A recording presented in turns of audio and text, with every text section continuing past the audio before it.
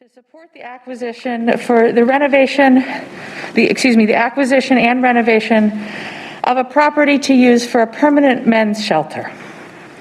This will match the $3 million commitment made by the county executive in his executive budget that was released a short time ago. The property being acquired is at 4111 East Town Boulevard.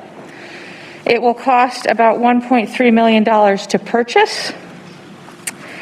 A second adjacent property is also being looked at for added space.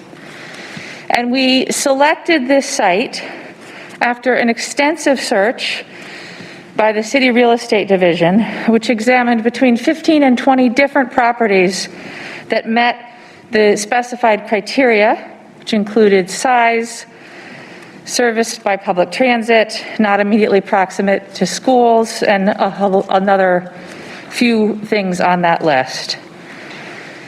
This new facility, when it's finished, will provide a home for shelter services that have operated out of downtown churches for the past 35 years. That church space was generously donated by Grace Episcopal Church, and overflow space, when needed, has been offered by St. John's Lutheran Church and First United Methodist Church.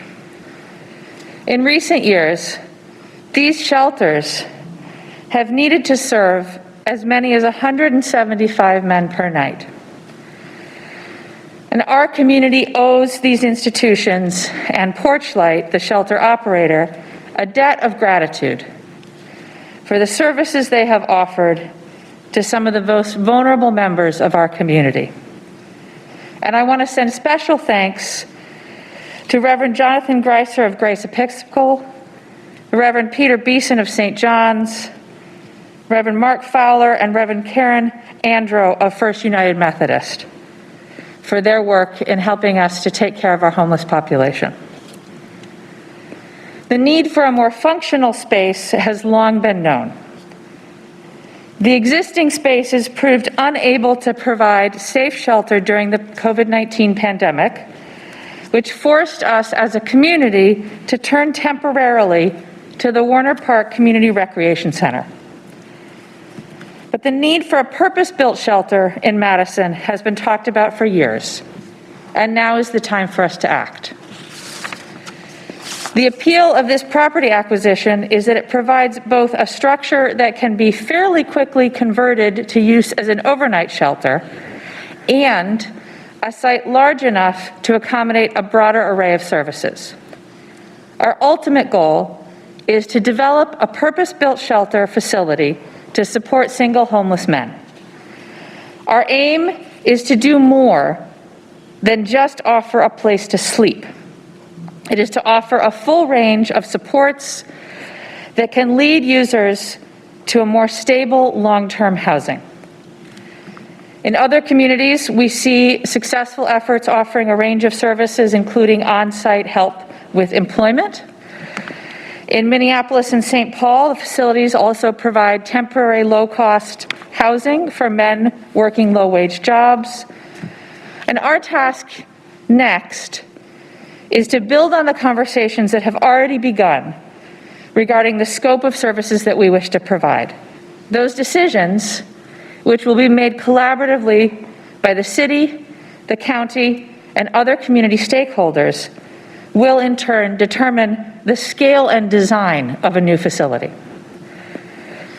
This property acquisition is intended to address the need for a permanent shelter, but unfortunately will not help us meet the immediate need for more shelter space this winter. That is a problem that city staff are working hard, again, in collaboration with the county and the community, to solve. I'd like to acknowledge Alder Samba Balde, who is here. The new site is in his district. And then I'd like to turn it over to the county executive to say a few words. Thank you, Mayor. I appreciate your partnership, and I want to thank both the city and the county teams who have been working on this, Jim O'Keefe and company, and on the county side, Casey Becker and others, for all of the hard work that you've been putting in. It's much appreciated. Our community works best when we all work together, and this is a perfect example of what can happen when people partner in the best interest of our community. One great example of this over the past few years has been the Beacon Day Resource Center, a partnership between the city, the county, United Way, Catholic Charities, and others who have come together to support homeless folks in our community during the day, not only with a place to stay, a warm place in the winter and a place to cool off in the summer, but a place where they can gather and have access to resources that they may need, be it for becoming rehoused, be it for any kind of counseling they may need, et cetera. And so for us to be able to continue on that journey is extremely important. And while sheltering is not the answer to addressing homelessness, it's certainly a very important part of the answer and part of a comprehensive approach to providing a path back from the streets. For many folks, it's their first introduction to a system in which they can access the help they need to get back on their feet and off the streets. While homelessness is endemic, there are also more people at risk now because of the punishing crush brought on by the COVID-19 pandemic and its ripple effects that we're feeling throughout the community. And we're certainly committed to continuing our efforts to be there for people in need and to work to address this very complicated and multifaceted issue that's before us. As the mayor mentioned, we continue to work on this on many fronts. We're looking for this longer-term solution. We have to look toward this fall and this winter.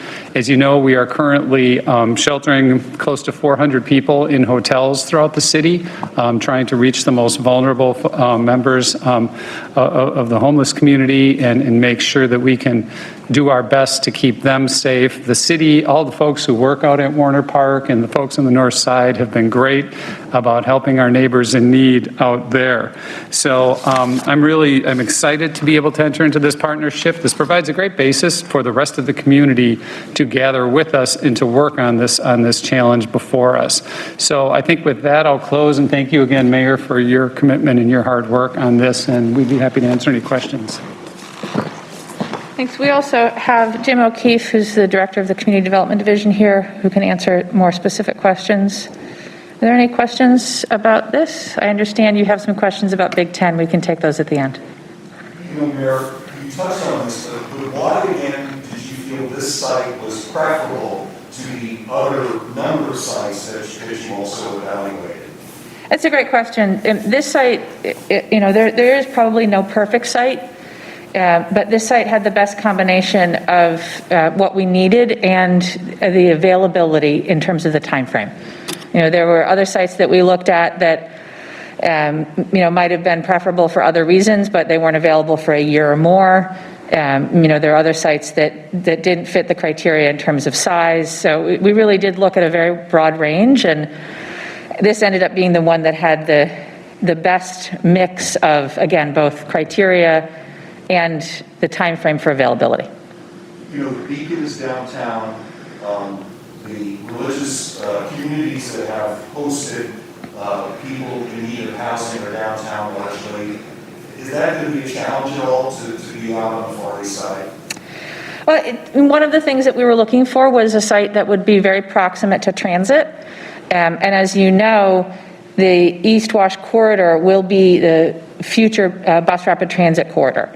So I actually think that this site will be very well served by transit, and while certainly folks will be needing to take transit back and forth, I think that the transportation options at this site are actually greater than some of the other sites that we looked at. Since you and Tony just referenced the churches, will this be in addition to those, or will Grace and the others no longer be these people? Well, as you know, right now, there are no folks housed at Grace.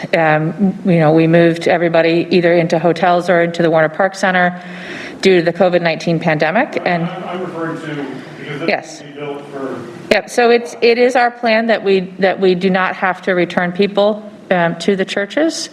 It's our preference to be able to find solutions that will allow folks to, I am assuming that the COVID-19 pandemic is not going to go away anytime soon, and that we will need to be practicing physical distancing and other safety measures through at least next summer, if not all of next year. And so we're going to continue to provide shelters that allow that for our homeless community. And eventually this shelter, within approximately 12 to 18 months, will be ready so that we can move people into it. But I don't see us going back to the churches, hopefully ever. Are you able to say more about options in the short term? And if not now, I guess what kind of timeline is the city working on to find those solutions? Yeah, so we've been working for weeks, if not months, on a wintertime solution. The challenge, of course, is that we do see increased numbers in wintertime, probably or potentially more than we can accommodate at the Warner Park Center right now. So we are narrowing in on options for wintertime, and I'm hopeful that we'll be able to announce something soon.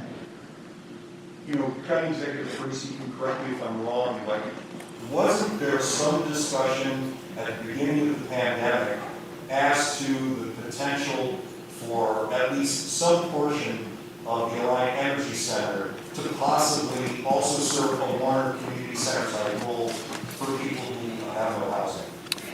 Right now, the AEC is being used for, as you know, a number of other pandemic relief efforts, and we do need to hold the AEC as a potential site for a field hospital. That's been identified by the Army Corps and the Guard, and so that's really not an option at this point. We're working with the city to try to explore where folks could go, but between the testing site and the flu clinics and Second Harvest and having to reserve space for a potential field hospital and other COVID related, it just logistically wouldn't work out there at this time. Any other questions? We did have some questions from the mayor relative to your letter that you joined in there. Yep. You have joined with other mayors and a letter to the Big Ten expressing concerns about the metrics being applied as we approach, at least here in Madison, the first NCAA football game of the season. What is your hope for an outcome here in these discussions with the Big Ten? Well, I think my hope is that for everyone to recognize that the campus is part of our community and our community is part of the campus. And so what happens in our community affects the campus. What happens on campus affects our community. And what we have seen is that when folks are going to parties, we are getting higher rates of COVID-19 transmission. And what we know from years of living in a college town is that football is an occasion for parties. So we're hoping that the Big Ten will take into account what's going on in the communities around campus and around those stadiums as they're making their decisions. I think they can't just look at what's happening on campus or what's happening with the teams, right? It's very important to include the community as well. And to take into account as they're planning and scheduling what the impact is on communities and what happens when we mix. I mean, you can say what you want about the mixture of football and alcohol, but we know that the mixture of alcohol and coronavirus doesn't work. So we really need the Big Ten, the teams, the individual campuses to be responsible and to take into account the impact that their actions have on our communities. Mayor, if the Big Ten will apply the metrics being used by Public Health Madison and Dade County right now, would this football game scheduled for Friday go on? I think it's unlikely. Right now, our metrics allow 25 people gathered outside and 10 people inside. So that'd be hard to do a football game with that number of people. How vigilantly do the city, the county, the police, the sheriff's department actually try to enforce those things when they're happening? Because then wouldn't that have to be applied to asking, how's the Big Ten? The Big Ten's planning the event, but they're not going to be enforcing. Isn't it up to the city or county to enforce a penalty upon gatherings? Well, just to be clear, the lawyers tell us that Public Health Madison-Dane County doesn't have jurisdiction over campus. I'm talking So- about, like, if someone has a wedding in a barn or gets 20 people to come over to their house, isn't that incumbent on the local authorities Yes. to enforce? Yep, that is our enforcement, and we have been working. I will say that UW-Madison has worked with us to plan for both messaging as to why we need people to be responsible and what that means, but then also on any potential enforcement actions. And so we will continue to do what we can to enforce those limits. And in the meantime, just really encourage, so first of all, the Big Ten, continued messaging from UW-Madison. We need folks to know that, yes, there will be football, but it is not an occasion to gather and to have parties, right? We cannot have people having more than 10 people who are not in the same household together inside.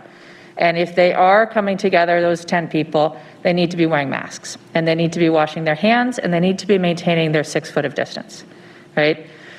So we just really need to emphasize that this is not a time to be having a tailgate. This is not a time to be having a football party. Please watch the game, cheer on the Badgers, but do it from your couch and do it with your friends, your family, or your roommates that you're already living with. The numbers of COVID-19 that we're seeing in our community are really disturbing, and we need everybody's help in keeping them where they are, if not going downward over time. Mayor, a follow-up on metrics. Aren't you asking the Big Ten to be looking at the positivity rate? This is beyond the standing order in terms of number of people for gathering, but aren't you wanting them to tweak their analysis to take into account the positivity rate? Yes, absolutely, because again, the campus is the community and the community is the campus. There's no imaginary wall between Camp Randall and the rest of the city, right? So the positivity rate here in Madison and Dane County impacts UW, and what happens on campus impacts the rest of the community.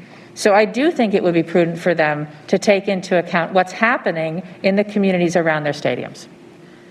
And currently, they're Right. just looking at their campus population, specifically those involved in any way, shape, or form. So I can't answer questions for the Big Ten, Okay. is there maybe one last question? All right, thank you very much. Appreciate you all coming.